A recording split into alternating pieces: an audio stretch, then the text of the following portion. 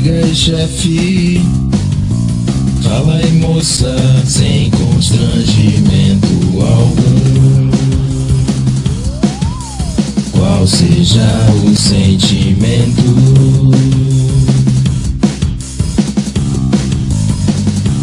Sinceramente, cordialmente, qual sua opinião?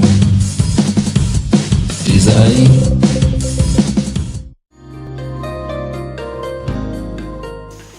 Olá, eu sou André Galvão. Eu nasci em Salvador, né? Vim pra cá bem pequeno com minha família, mas eu costumo dizer que a Amargosa, como parafraseando Gilberto Gil, me deu régua com passo, né? Eu me criei aqui, fui embora, voltei, e assim, eu sempre gostei muito dessa área da literatura, né? Meu pai era professor de língua portuguesa e não há como negar que a influência é natural.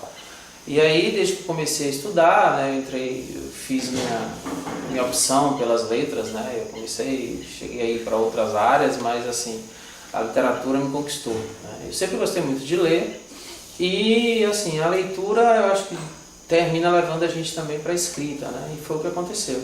Eu desde jovem escrevia poemas, né, aqueles poemas mais juvenis às vezes, tal.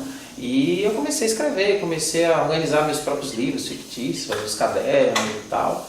Até que em 98, né, surgiu uma oportunidade na Fundação Cultural do Estado, o Selo Editorial Letras da Bahia, que é um projeto fantástico, cujo objetivo era justamente revelar jovens escritores, novos escritores. E aí eu e dois colegas, né, submeteu o processo, né, o Fabiano e o Felipe, e a gente submeteu e fomos aprovados. O livro foi publicado em 1998, então com direito a tudo, foi muito legal, o livro ficou muito bonito, né?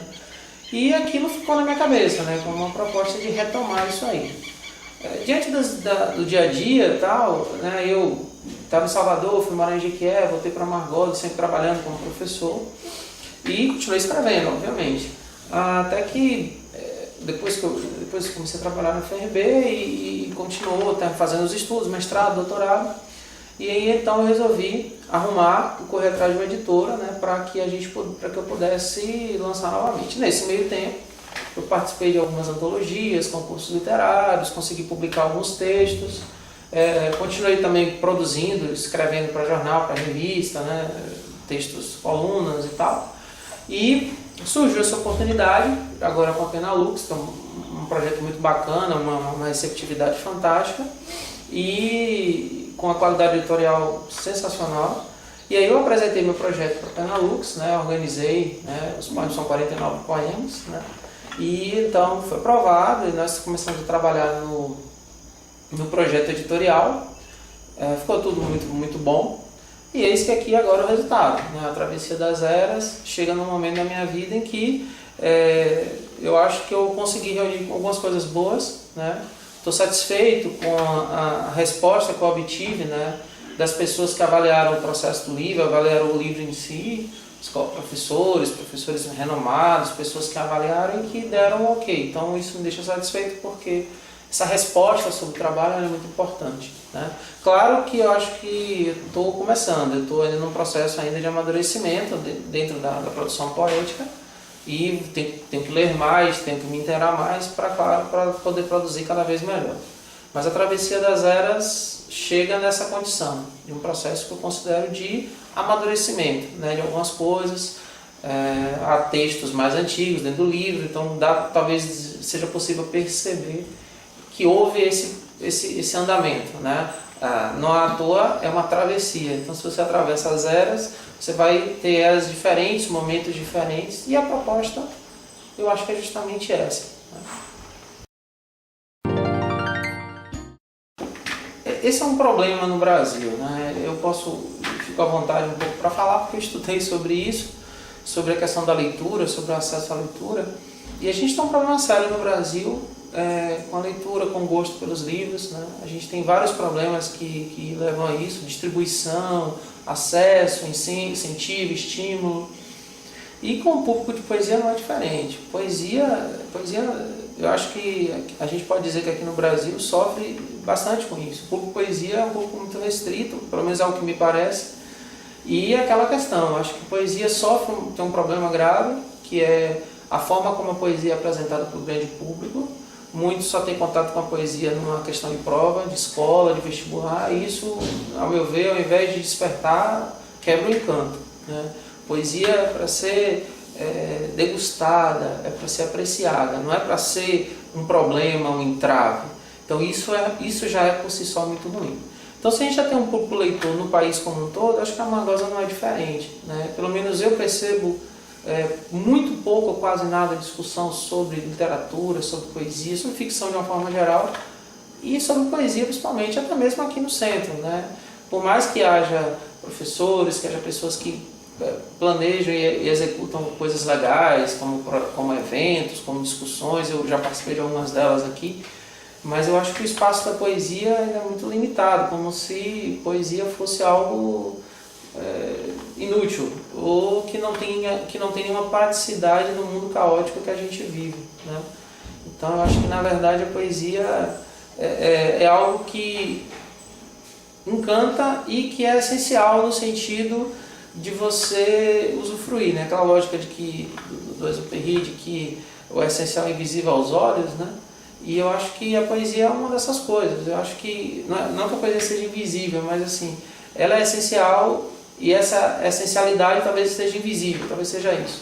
Se é que talvez seja um pouco confuso pensar assim, mas eu acho que a gente precisa desenvolver na cidade, assim como no país, mas a gente falando do nosso lugar, a gente precisa desenvolver cada vez mais essa discussão sobre poesia, sobre o valor da poesia, sobre o que ela pode de fato acrescentar a todos nós no dia a dia, né? Às vezes ler um poema é como se fosse um ato mesmo comum do dia a dia, como você toma um copo d'água e tal, e desmistificar. Eu acho que essa é a grande questão. Poesia é lindo, poesia é fantástico, e a gente precisa desmistificar a poesia, precisa mostrar para as pessoas que ler poesia, escrever poesia é um ato de terapia, é uma terapia para todos nós. Para mim, escrever, eu também escrevo contos, né? Mas eu duvido dos meus contos um pouco, né? Eu me sinto um pouco mais seguro com a poesia, porque eu acho que escrever poesia é também um ato de liberdade, né? Para mim, escrever, acho que todo mundo, alguma vez na vida, já escreveu alguma coisa para desabafar. Eu comecei assim. Hoje ainda desabafo um pouco, mas a diferença é que, como eu falei, né, a questão do amadurecimento, você já começa a tentar organizar um pouco mais esse desabafo, dar um pouco mais de lirismo, de cuidado.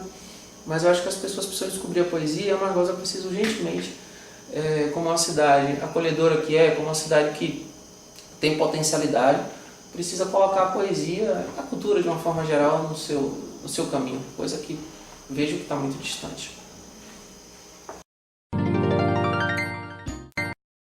Eu acho que uma das coisas que me fez encantar mais ainda pela literatura, pela poesia, foi exatamente a vida acadêmica, né? Foi quando eu fui fazer a faculdade de letras, comecei na UFBA, depois fui para a UESB, e tive a sorte de ter professores que desde o início me estimularam, me trouxeram essa questão para a discussão. E à medida que os estudos foram prosseguindo, isso aconteceu. Então eu acho que é preciso conciliar o trabalho acadêmico, a vida acadêmica, com também o leitor fruidor, com o leitor que busca fruir a literatura, né? Porque o trabalho acadêmico é como um outro trabalho, você tem que acreditar, você precisa ter prazer, você precisa acreditar naquilo que você defende. Então, assim, curiosamente, os meus trabalhos acadêmicos eles não foram diretamente ligados com poesia. Engraçado, né? Eu me lembro que na minha seleção de mestrado o professor me fez esse questionamento, né? Por que eu tinha ido tão bem na prova falando de poesia e meu trabalho versava sobre prosa? Porque assim, mas eu acho que é importante. Eu também já fiz artigos sobre poesia, sobre alguns poetas, e eu acho que é preciso associar. A universidade é o celeiro, talvez, desse descobrimento, né? De você ter contato. Eu tive contato, eu fui privilegiado quando eu fiz a universidade, na graduação, porque eu conheci autores que eu não conhecia, por sugestão de professores, de colegas, né? E fui descobrindo outras coisas que até então para mim eram desconhecidas e que foram muito importantes. Acho fundamental que a gente precise fruir e, às vezes, por que não, investigar. Poxa, se eu gosto tanto de Quintana, por que eu não vou estudar sobre ele? Eu só vou ler Quintana? Claro, ler é essencial, a primeira parte. Mas por que eu não vou ler uma teoria sobre Quintana? Né? Se eu gosto tanto de Castro Alves, é a mesma coisa. Por que vai? Tantos escritores maravilhosos, tantos poetas maravilhosos. E que a gente precisa ter essa curiosidade. Né? Então eu acho que é essencial que a universidade, que o espaço acadêmico, ele seja um espaço de divulgação da literatura. Isso aí eu falo mais especificamente nossa área das letras, né? Que a literatura tem um espaço dedicado a ela também, assim como as outras áreas dentro das letras também já tem, e que esses espaços eles fomentem essa busca pelo conhecimento, né? Esse conhecimento da poesia, da prosa, mas um conhecimento que não fica só na leitura, que precisa, a meu entender, partir da leitura, né? Eu não posso discutir poesia se eu não leio poesia, eu não posso discutir prosa se eu não leio prosa. Claro que o primeiro ponto é esse, mas que isso não fique estanque, porque o que eu sinto falta, às vezes eu leio um livro legal e eu não tenho com quem discutir esse livro, não tem espaço para isso. Né? E aí é aquela coisa, eu vou fazer um paralelo aqui que pode parecer meio louco, é como você aprender uma língua estrangeira. Não adianta você aprender inglês e você não falar. Você vai desaprender, você vai perder o traquejo. Aí depois que eu acabo de ler um livro legal, muito bom, Machado de Assis, mas não tem ninguém para discutir, não tem espaço para discutir. E aí muitas vezes a gente recorre para escrever, né? Fazer o artigo e tal. Mas eu acho que esses espaços de discussão precisam acontecer, porque eu acho que esse é um grande momento. Já que na educação básica, hoje, a gente não vê o estímulo à leitura como deveria existir, a universidade termina cabendo isso aí. E aí eu vejo que ainda a universidade poucas vezes faz isso de verdade. E se perde com isso. Nós temos na nossa biblioteca aqui do CFP títulos maravilhosos, mas a gente vê que eles ficam ali na estante o tempo todo. Né? Precisa se estimular também a ficção. E a partir da leitura da ficção, a investigação científica. Aí eu acho que faz certinho e aí vira um ciclo, né? Uma coisa vai alimentando a outra e as pessoas vão começar descobrindo mais a literatura e ver que ela é algo maravilhoso. Eu estou vendendo meu peixe aqui, mas acho que a literatura ela tem respostas para praticamente tudo na existência. Não que a gente deva ler com essa perspectiva, mas isso vem naturalmente. Repito, para mim, ler e escrever são atos de liberdade. Isso para mim é inalienável. Isso que eu acho mais importante. Eu acho que é um equívoco em relação ao começo. Né? Há quem defenda os clássicos. Eu acho que livros clássicos eles são fundamentais. Em algum momento na vida a gente vai ter que cruzar com eles e eles vão dar para a gente uma noção fantástica de tudo. Né? Eu tive essa experiência um pouco tardia, mas assim, acho o seguinte, a gente deve começar pela empatia. Né? Então, eu já fui um crítico de best-sellers, já fui um crítico de leituras teoricamente mais superficiais. Hoje eu acho que a gente deve começar a leitura por aquilo que nos dá um prazer mais imediato, até para que a gente não desista da leitura. Né? Então eu acho que se você está entrando hoje na universidade, está começando com graduação e tem um percurso de leitura pequeno, fraco, por assim dizer, vá pela empatia, vá pelo gosto, né? Em último caso, até pela capa. O importante que eu acho é você entrar no livro, né? Entre no livro, vê se E aí, agora, uma coisa eu acho fundamental. A gente não pode virar escravo de um autor. A gente não pode virar escravo de um personagem. Porque eu li todos os livros de tal coleção. Eu acho assim, você pode até ler, mas você, quando terminar a coleção, você vai parar de ler? Né? Eu acho o seguinte, você deve entrar na literatura por qualquer porta. Porém, você tem que amadurecer a partir dessa porta. E aí você buscar outros autores. Eu acho que a literatura brasileira ela é absolutamente fantástica em opções. Eu poderia passar aqui horas falando de vários autores, que inclusive alguns deles eu nem li, mas conheço por pesquisa, porque infelizmente a gente não pode ler tudo. Né? Gostaria de ler muito mais. Né? E assim, a vida às vezes nos coloca numa sinuca de bico. Né? Tem tanta coisa, e a tecnologia também.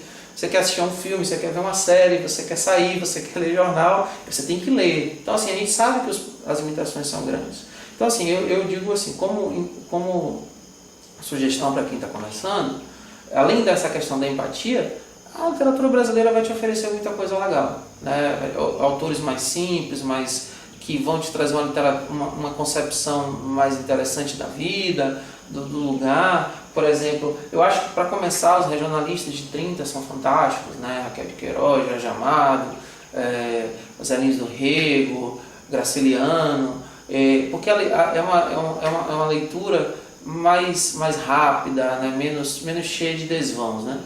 E aí, claro, a partir daí você vai ter outros autores contemporâneos. Tem muita gente que às vezes a gente fica com receio de falar os nomes, porque eu sei que eu vou terminar esquecendo uma coisa que eu deveria ter falado aquele autor.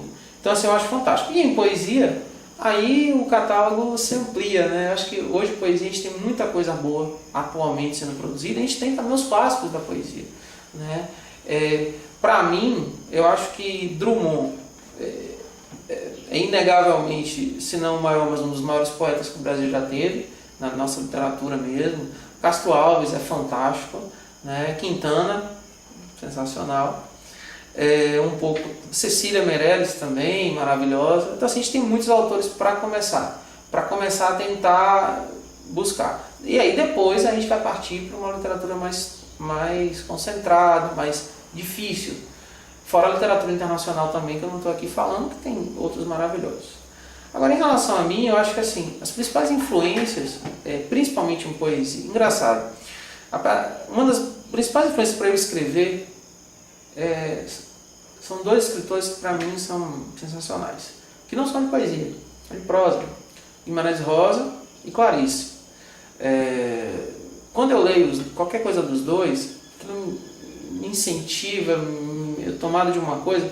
Acho que as epifanias dos dois me tomam e assim, eu gosto muito de escrever a partir disso, né?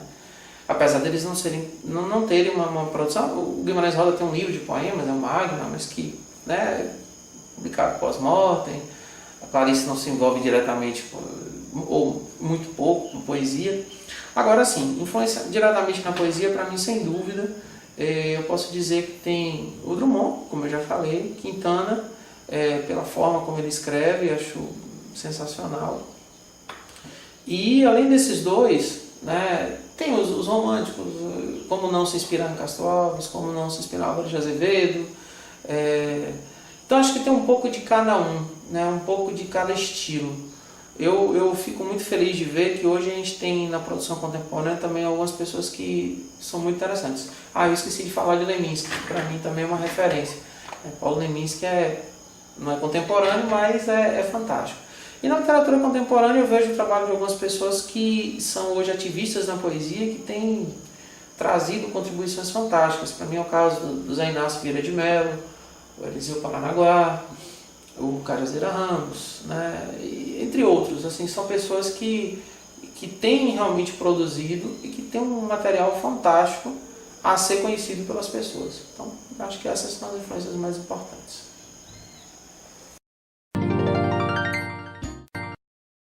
Para finalizar, eu acho que são duas coisas, né? Uma para o público, dizer assim que a gente não deve esperar, né, que o caminho para a leitura venha de alguém para nós. Eu acho que tem que ser uma iniciativa. Hoje, queira ou não, já há vias de acesso melhores para a leitura, de acesso aos livros, melhor dizendo, do que existia antes. Então eu acho que essa desculpa não vai rolar mais, né? Hoje, queira ou não, é possível, né? Nas bibliotecas, nos sebos. A Margot agora tem um sebo, o sebo Charlie Brown que está aí muito legal. Então aquela desculpa, não tenho mais condição. Claro, ainda não temos uma livraria e no ritmo que vão as coisas a gente não sabe quando teremos. Mas assim, acho que vocês devem partir de vocês mesmos. Não esperem que a escola mande ler, que o professor mande ler, que alguém da família vá lá na estante, pega um livro. Né? A mesma curiosidade que a gente tem para assistir um filme, para ver uma série, para ir na rua, a gente pode ter um livro, pode ser em relação a um livro. Né? Um dia mais chuvoso, ou um dia que você não tem nada para fazer, ao invés de ligar a televisão naqueles programas porcaria de final de semana, dê um livro, arrisque ser feliz. Né? Por que não? Eu acho que vale muito a pena. Né? E aí acho que quando você pegar o carinho, o amor pelos livros, isso vai ser natural. E não tem aquela coisa, né? O livro ele pode ser trocado, né? Ele pode ser doado. O livro é caro, isso para mim não é desculpa. Eu acho que você pode trocar os livros com um colega, você pode pedir emprestado. Você que é estudante da universidade pode vir na biblioteca, tem essa biblioteca do CFP comparada com a que eu tive no meu tempo de graduação é um deslumbre, né? Porque eu não via nada, que eu chego ali eu fico encantado com tanta coisa boa, autores maravilhosos, os livros estão lá intocados, né? Então não é desculpa. A segunda questão, eu acho que é em relação à política de cultura, de incentivo. Infelizmente a Margosa, no meu modo de ver, não tem nada. Eu estou morando aqui desde 2008, né, quando eu voltei, e nesses 10 anos, entra governo e sai governo, sinceramente, é terrível. É terrível, a gente não vê nada. As pessoas usam o discurso de que cultura, quando fala em cultura, São João, São João, São João, e sinceramente, né, gente, São João de Amargosa não é cultural. São João de Amargosa é mercadológico, né, gosta de ver o comércio. Se fosse cultural, nós teríamos uma cultura junina na cidade, e nós não temos. São João começa na quinta e termina no domingo. Antes da quinta não tem nada, depois do domingo também não tem mais nada. Isso não é cultura. Cultura, eu acho, são as pequenas medidas, né, no dia a dia, de levar uma música para a praça, de levar uma feira de livros, de levar uma discussão, uma peça teatral, de estimular, de ir nas escolas, de fazer. E isso, sinceramente, se há muito pouco. Há muito mais até por iniciativa de algumas pessoas. A universidade faz um pouco desse papel, mas eu acho que o poder público precisa se comprometer mais com a cultura no Brasil. A Margosa é apenas um retrato disso tudo. Então, assim, eu acho que a gente precisa estimular as pessoas a escreverem, a lerem, a reunir as pessoas, discutir. A Margosa tem muitas pessoas que produzem, né? Eu estou chegando praticamente agora, mas você tem grandes pessoas aqui. Você tem o Tosta, que escreveu um livro de contos sobre a Margosa, que é um livro fantástico, eu já tive a oportunidade de ler. A gente tem a professora Noélia, a professora Cibele. A gente tem tanta gente boa que produziu, pintores. A gente tem aí, né, o Joãozito, que faleceu recentemente. A gente tem o Nilson, que está aí produzindo. Gente boa e que eu não vejo sendo aproveitada, né? Então, assim, a gente precisa pensar na cidade, já que ela tem esse potencial, e investir de verdade. Não ficar girando em cima do próprio eixo, né, com essa conversa de que está investindo em São João, está investindo em cultura. Não da forma que é feita. É a minha opinião. E acho que a literatura em Amargosa tem perdido muito com essa falta de iniciativa, né? Espero que isso mude. Eu tenho uma esperança, eu sou, né, um esperançoso. Espero não estar sendo utópico, mas assim, acho que a gente precisa rever essa política cultural na cidade, criar outros mecanismos, ouvir essas pessoas que produzem. Eu não estou falando por mim, estou falando por outras pessoas que já estão aí há muito tempo que não são ouvidas, né?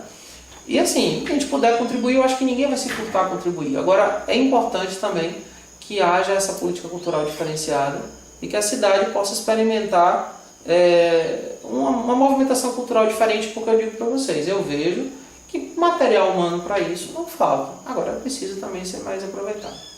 É o que eu penso.